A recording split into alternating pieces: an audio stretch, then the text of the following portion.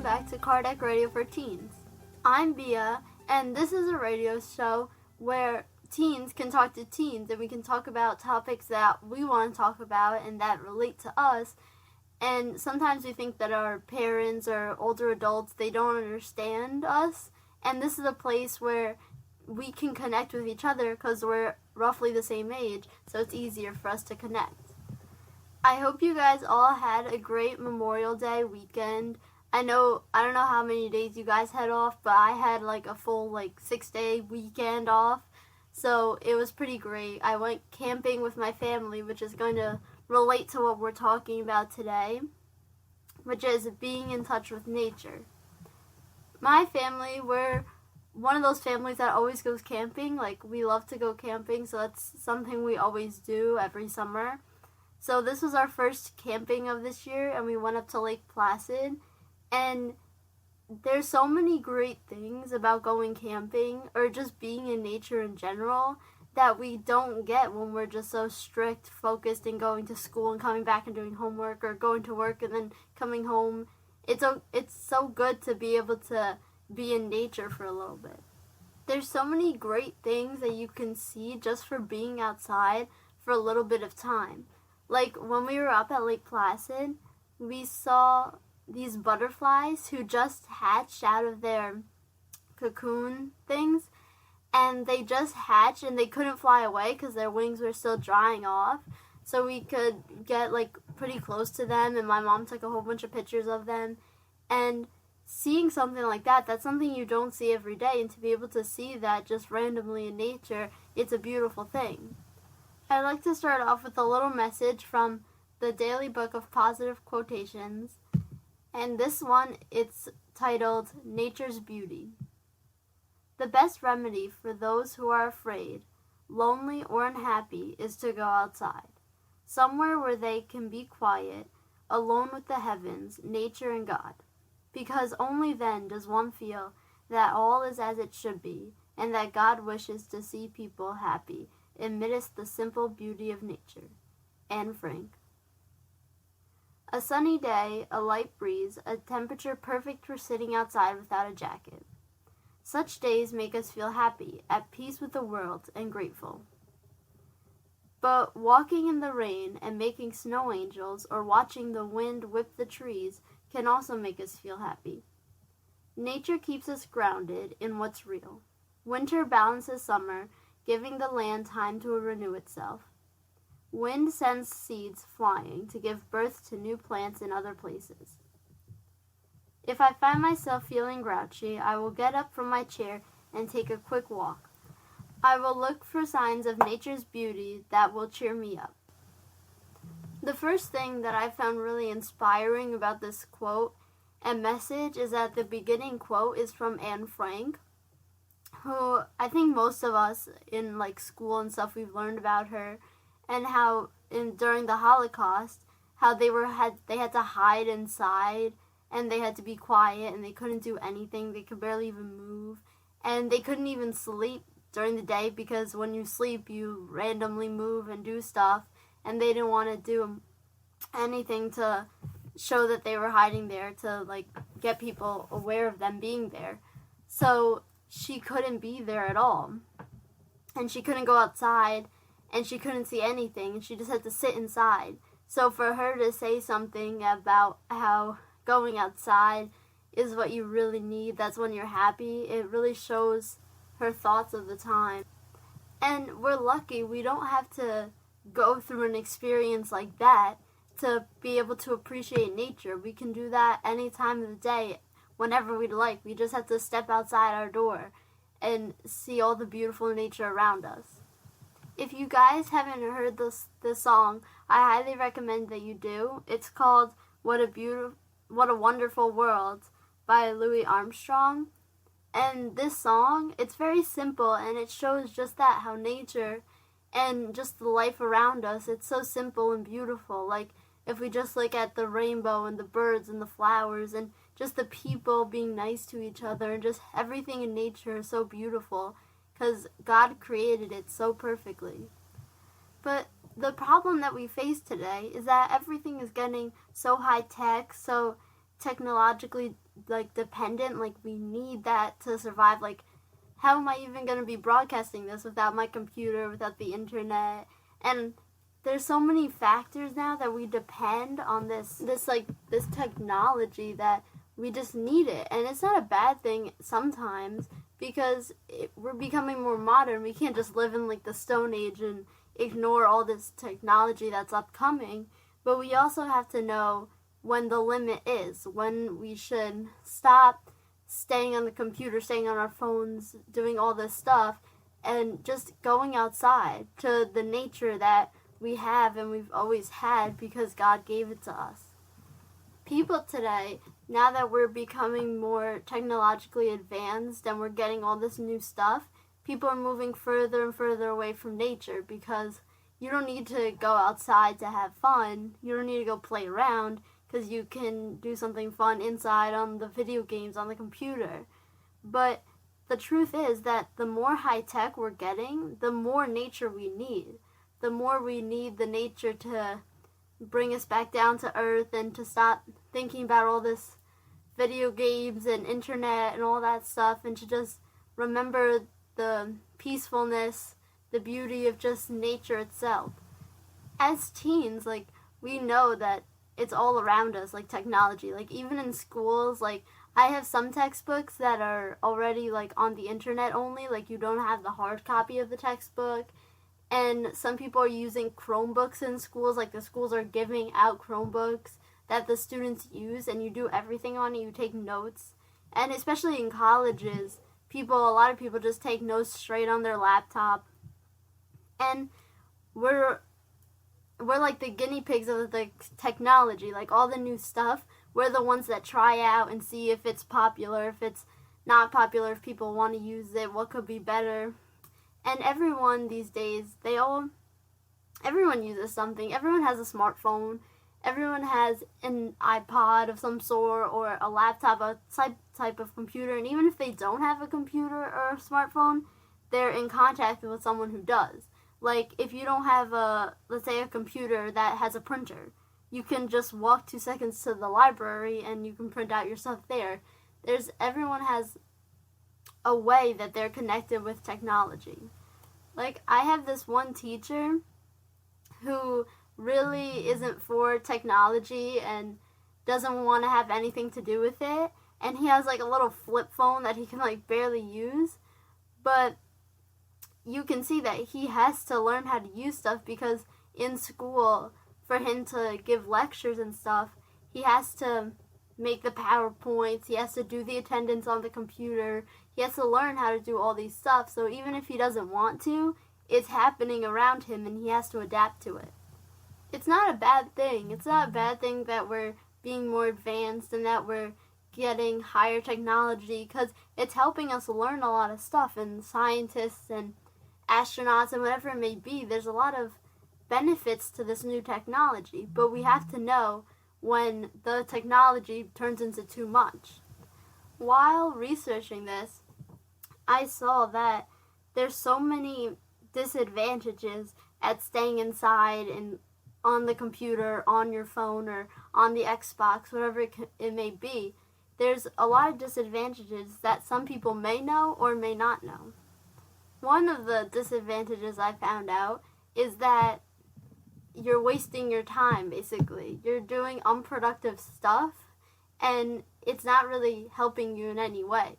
And I mean, that's not really a surprise to most people. I guess we know that sometimes we get too caught up on a movie or a TV show, or wanting to do something like internet related, and then we don't do our homework, and then the next day we go to school, and then maybe the test was harder than we expected, because instead of taking that time to study, we just kind of wasted that time doing nothing. And I mean, that happens to a lot of us, and it's not like we're going to be punished if you studied a little less for one test one day.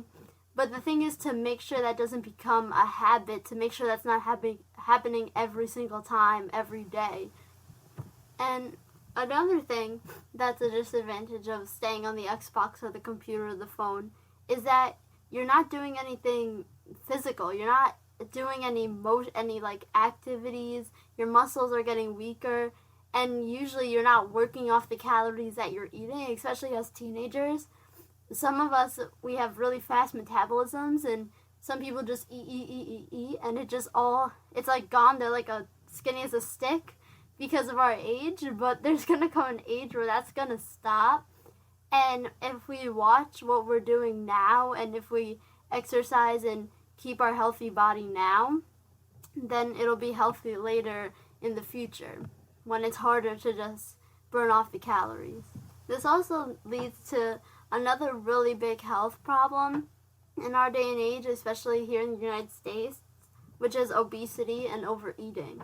Because when we're on the internet or on our phones, we eat and we're not paying attention to what we're eating, so we just keep eating and we don't realize we're full, or we don't think about what we're eating, so we just eat, and then you add the overeating with the sitting and not doing any physical activities, and that's when it becomes a really big problem.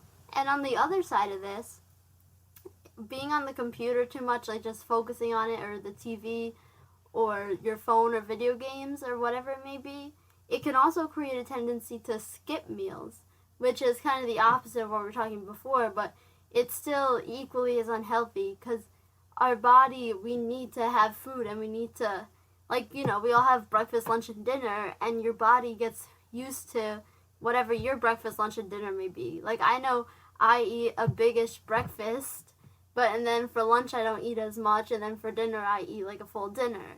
So every body is different, and everyone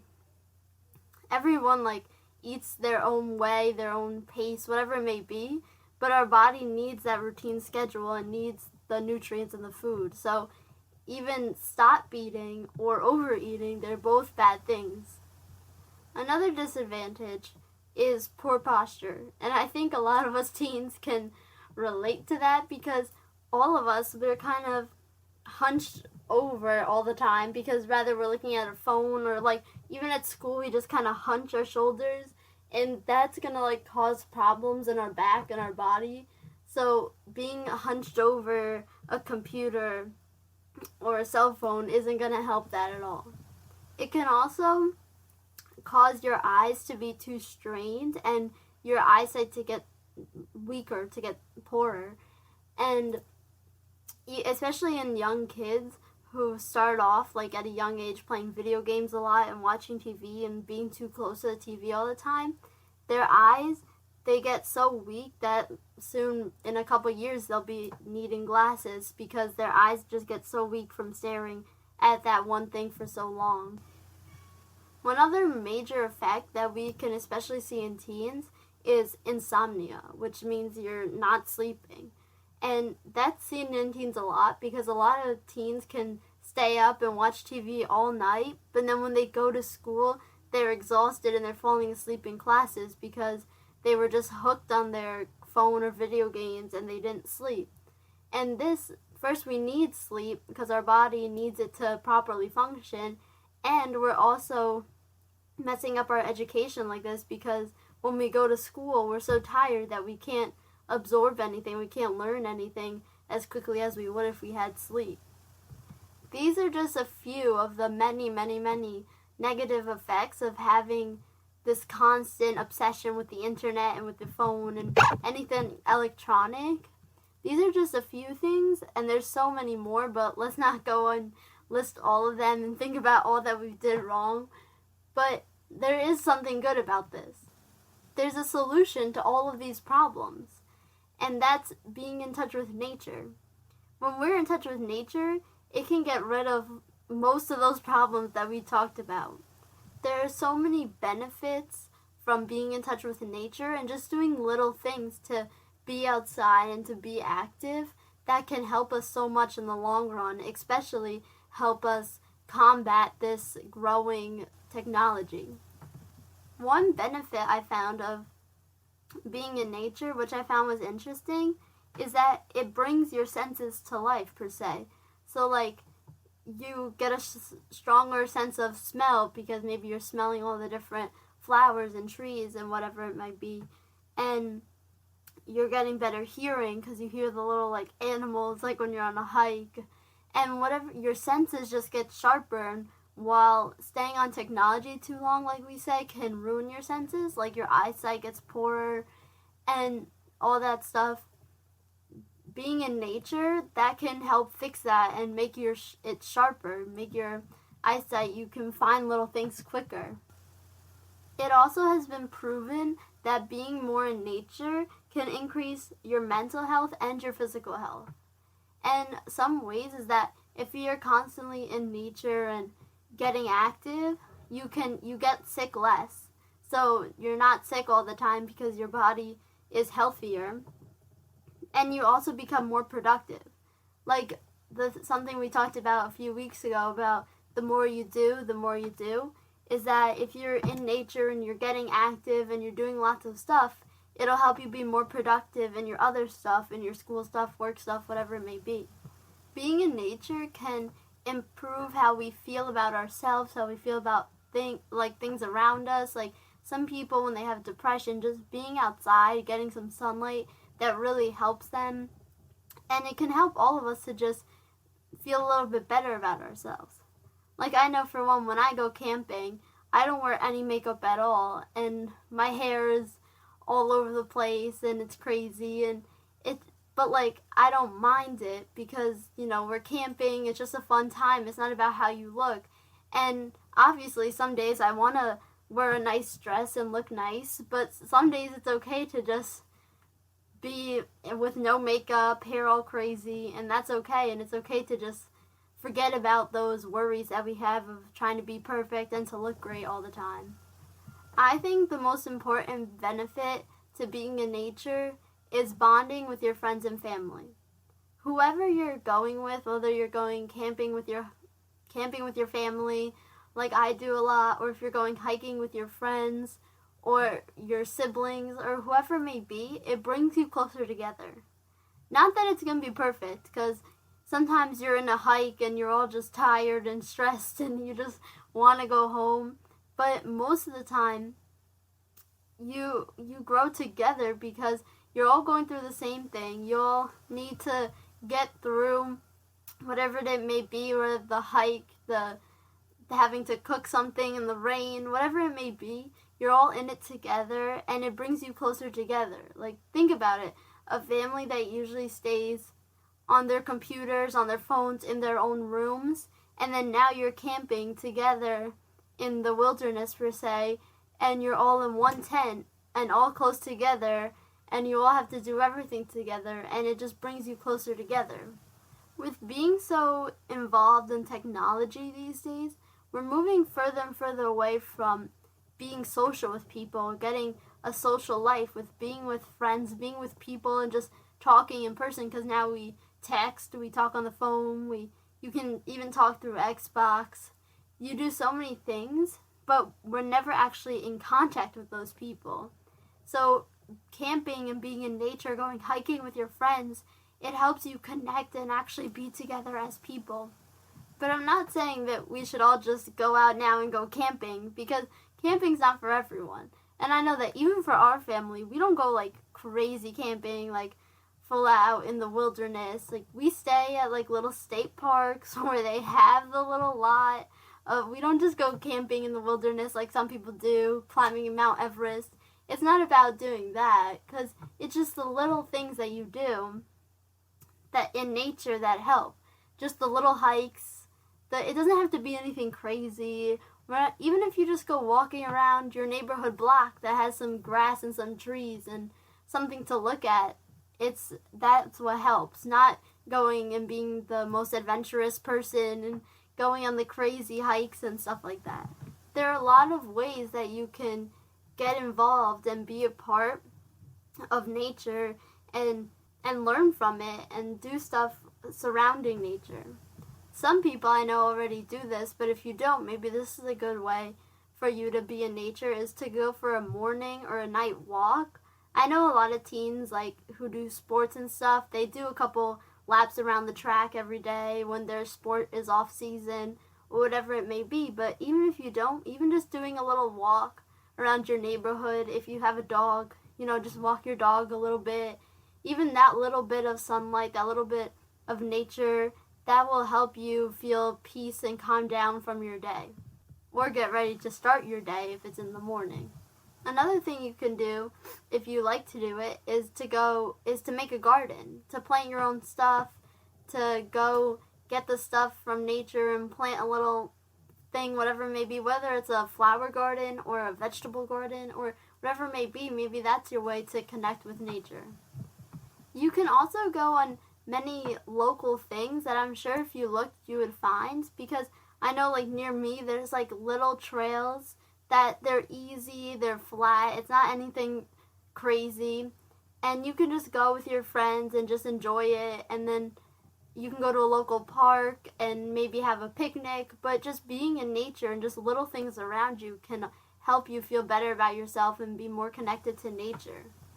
If you don't have time to go camping, or you don't have time for a walk, or your friends are all busy the day you want to go on a trail, you can just go outside and just sit and just soak in the sun and look at the trees and breathe in the air and just sit there and just relax and just stop from the craziness of all the stuff you do. Because I know, like, for me, I have school and work, and then some people have sports, and whatever it may be, you have so many things going on. Sometimes it's good to just sit outside, to just take in a little sun and to just relax. Even if you sit outside for 5 minutes a day, it'll really benefit you to just get a little bit of nature and get a little bit away from all the technology.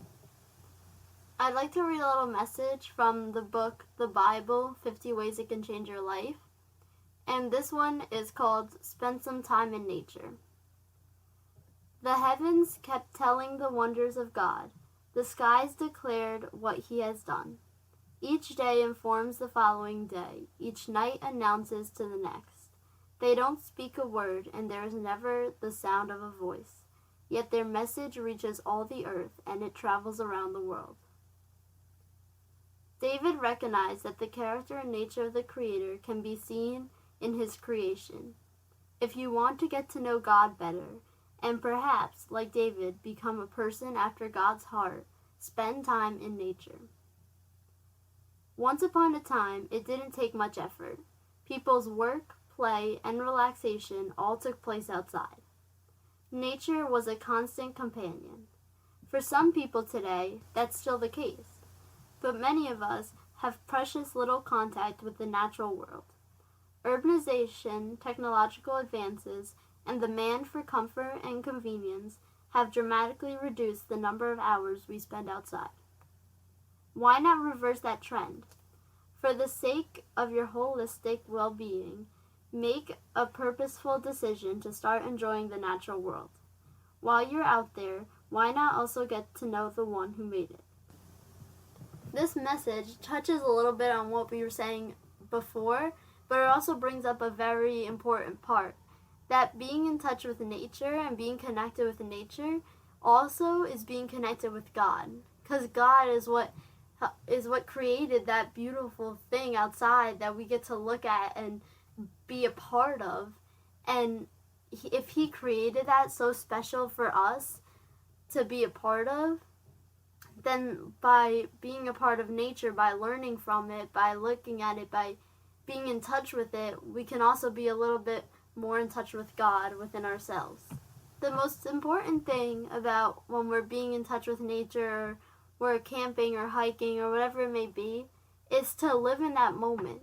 That forget about what you have to do tomorrow, or what you're going to do after this, or what you're going to eat for dinner tomorrow, or whatever it may be. Just forget about that stuff and live in the moment. Take it in, soak it in, say, I'm here, I'm seeing this right now, I'm thinking this right now. You don't have to think about the past or the future or anything that happened. Just live in that moment and soak in as much as you can from it. And that's when you'll truly be in touch with nature and God, and it'll feel fabulous. I hope that in your crazy lives, especially now that the summer's approaching, I hope you guys can find the time to get a little bit more in touch with nature, to do something maybe that you wouldn't have. Maybe you go to a park or a trail that you wouldn't have gone, but go and explore the nature and see what it is and be in touch with it and leave your phone in the car for a little bit. There's so many ways to get active and be a part of nature that I'm sure every single one of us has a different way, but we all have a specific way that we want to be in touch with nature. So I hope you guys all find yours and do that thing that you love.